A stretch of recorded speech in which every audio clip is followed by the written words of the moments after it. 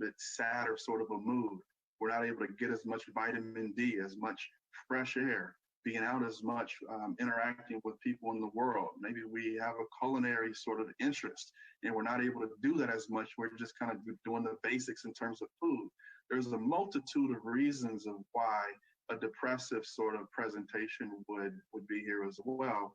And that's certainly the other piece that I'm seeing, both anxiety and depression. And just to kind of end my response on this, you don't have to have schizophrenia, you don't have to have obsessive compulsive disorder for you to be affected by this. I think we all are affected on a continuum to varying levels of it, but we all have been affected. And if you're not affected, then there's probably something wrong with you on the other end, because once again, a little bit of anxiety is necessary for us to actually have some motivation.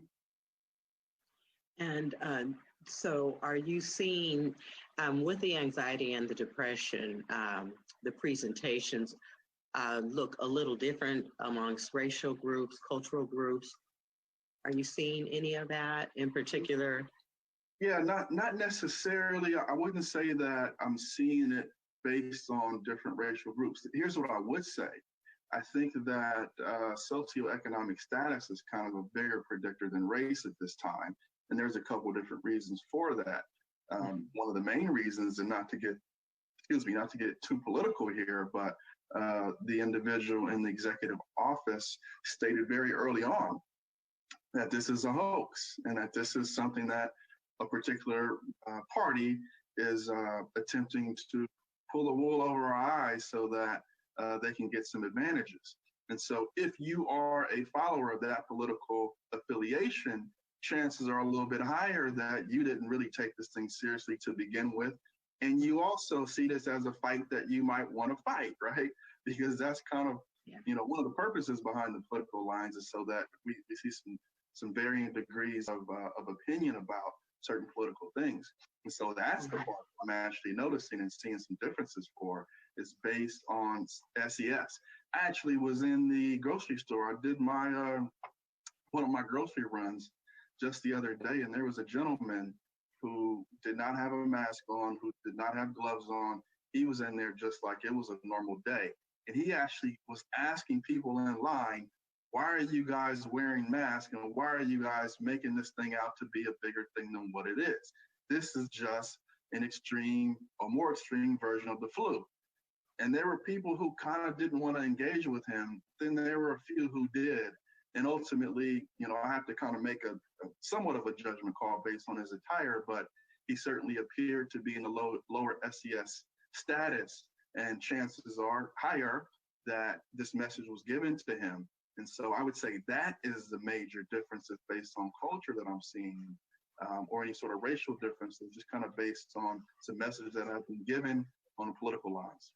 So explain what SDS is for us. That's socioeconomic status. And so just SES. There's middle class, high class, lower class, and of course these are well, that part I understand. I thought you were saying SDS as in like a particular diagnosis of a personality type, describing this man in line. Sounds like he has a grandiose kind of presentation that might look like something we can recognize. Certainly. I think the other part about this, and this is where, once again, our human element comes in, is that in existing in a world of uncertainty, we want to actually put our finger on it and understand it somehow. And so if understanding it means this is a political ploy to attempt to garner votes for a political affiliation, then that helps him deal with it better, right? And so that's kind of a defense mechanism in a way. And it's unfortunate that certain untruths are being provided, but there are other reasons why people would. Conspiracy theories are kind of another kind of similar sort of piece to it as well. There is a multitude of conspiracy theories that are out there right now, and those are giving people something to hold on to, something to make sense for, and it kind of reduces your anxiety, right? When you say, oh, this is because of the 5G towers, or oh, this is because of the Democratic Party. Now I can understand why this thing actually is, and it probably isn't really real, or it's not as big of a thing as what they're meaning it to be. And so therefore I can exhale a little bit. So once again, a defense mechanism in terms of understanding kind of what's presented to us helps us reduce our anxiety and helps people deal with this uncertain world. Thank you for tuning in to the Bay Area Mental Health Hour. Don't forget to visit our YouTube channel, subscribe, and tap on the notifications bell for future episodes.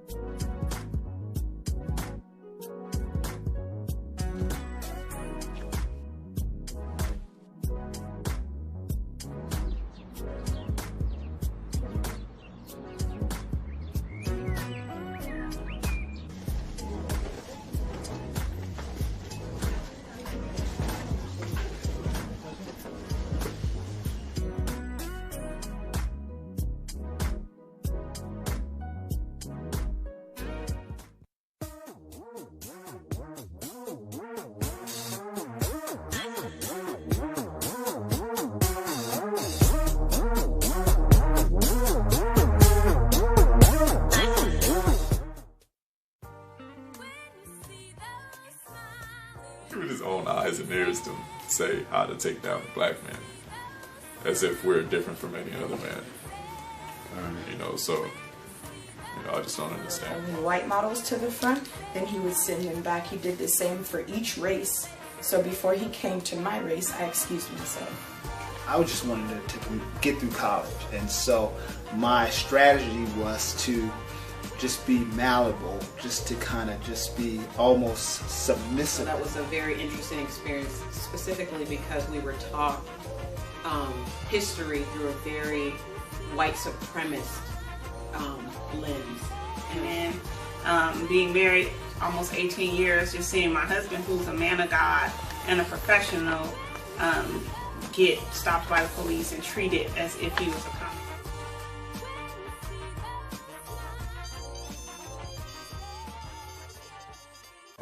I am a nigga. We could change that though.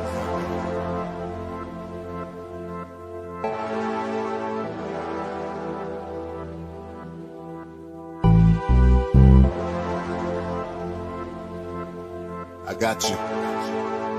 Let's change, rearrange it. Black people. Ice clean, Smith & Wesson beam, another bloody stream. Young Cuddy dustin', bustin', no discussion. Laundry list a dead and twist, no wishing. Best of life getting snatched, scarred up and all patched.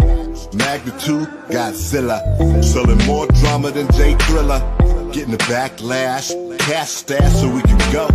If they coming to get you, you never know. Need my son, daughter to be bold. Smart enough to live another day. Get it right.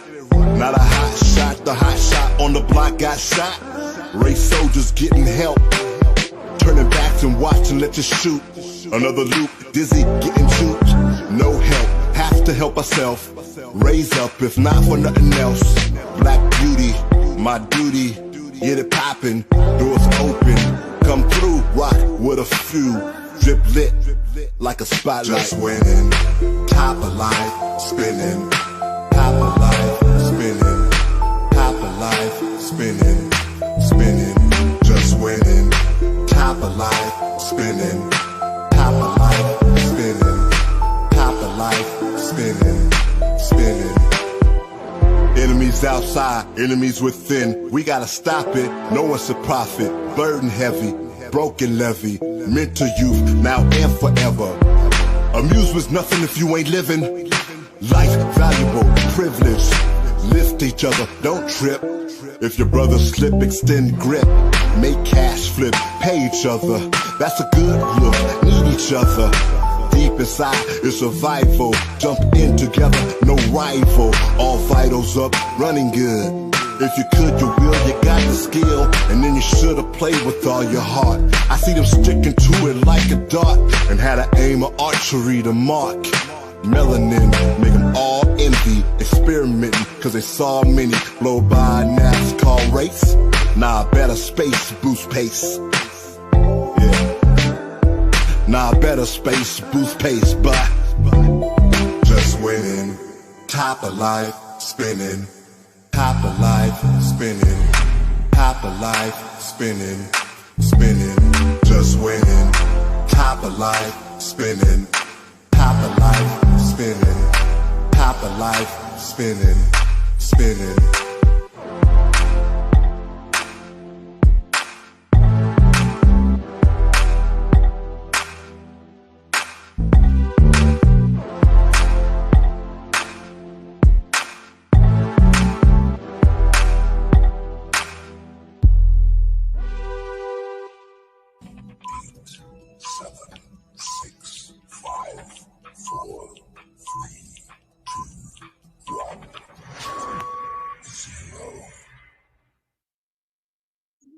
Hey everybody, welcome to a Monday morning edition of Box Seats. I'm your host, Frank Holder. That's Fig, and that's Talent. These two comics have been in the game for a very long time. They've been involved in comedy movies, comedy shows, comedy festivals, comedy specials, comedy commercials. They've been involved in a whole lot of good stuff involved in comedy. Now they're involved in something called sports. Fellas, how y'all doing this morning, and how was your Christmas? Oh, very merry. You can see how good my Christmas is, Frank. I'm wearing my Christmas. It's burning my eyes. I'm wearing my Christmas. It's burning my eyes. You know what I mean? Hey, man, listen. Santa Claus was very good because I'm still here. There you go. That's a great way to say it. Anyway, y'all, I got to talk about some news that jumped off this morning. I had a couple of top stories. I think I'm gonna still stick in the order. First thing that really jumped off my page this morning is that Henrik Lundqvist is literally getting ready to have an open heart surgery. He's a hockey player in the NHL. He played for 15 years with the Rangers, and he just recently signed a 1-year deal with the Capitals, but having an open heart surgery. Right after he has open heart surgery, he is expected, according to him, that he wants to jump back out and continue to play in the NHL. Talent, what's your thought process when you hear that the man's had about to have open heart surgery and gets ready, wants to jump back and continue to play hockey too, not the golf, but hockey? I'm like, I don't know. I was a little shocked at that. Is there a heart in the house tonight? Stand up. Look, you know what? You know, it's no pun intended. That's love for the game. You know what I mean? When you are doing the medical stuff, man, that's serious. And you still in the back of your mind is like, I want to come on. I want to get this done. I want to heal. I want to get back out there. I want to help my team. That's love for the game, Frank. Like if I'm a doctor, I don't know if I'm gonna say the same thing, but on some real stuff, I gotta respect that. Yeah, I respect. Yeah. I respect. Fig, I have to think that his wife and his family members are telling him, like, bro, you need to retire because you've been playing this game for a very, very, very long time. That's what I have to think they're talking about. You know, I don't know. What's your thought, Fig? Yo, man, I think it's crazy, man. But, the fact of the matter is, I think what he's trying to do is, I think he's trying to outdo Drew Brees. You know what I mean? Because Drew Brees had 12 broken ribs, broken his lung, and he came back to play. He said, I'm going to do Drew Brees one better. I'm going to have open heart surgery, and then I'm coming back. You know what? What are you talking about? He's crazy. You know who did something simple? Well, not open heart surgery is real serious. But you should remember this more than anybody, Frank. Remember Teddy Bruschi? Mm-hmm. Teddy Bruschi had a stroke. He literally had a stroke. I remember well. To the hospital, whatever, and came back to play. I'm thinking to myself, yo, if you have a stroke, maybe you shouldn't be playing football. I'm just, it's just a wild guess. Well, I'll say this. He came back after the stroke. It was kind of like a mild stroke. He played for one season after that, but then he was done. You know what I mean? He was like, okay, I'm done. Now, after open heart surgery, I would tend to think that you don't want to even mess with that. I mean, that's just my thought process. Frank, I'll ask you a question, man. You're an educated man. What's a mild stroke? Like, what the hell? I don't want to get into this. I don't even want to get into that because I can't say what's mild or what's not mild. All I know is I'm thankful it didn't happen to me. That's all I do know.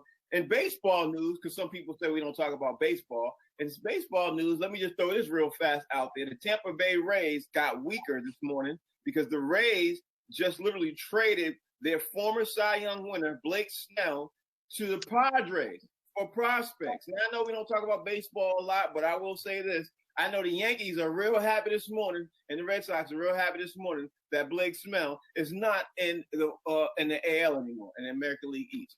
I know they got to be happy. So I know you guys are New York fans and everything else. I'm sure you probably agree because Blake Snell is a beast, and now he's not. Now he's all the way on the West Coast.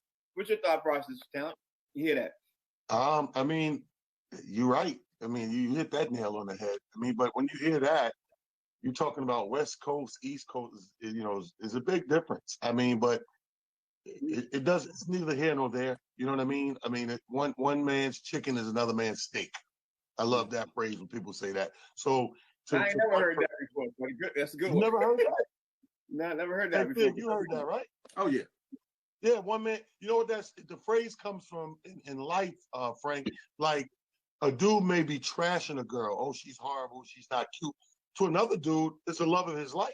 Mm-hmm. So one man's chicken is another man's steak. So meaning like when you move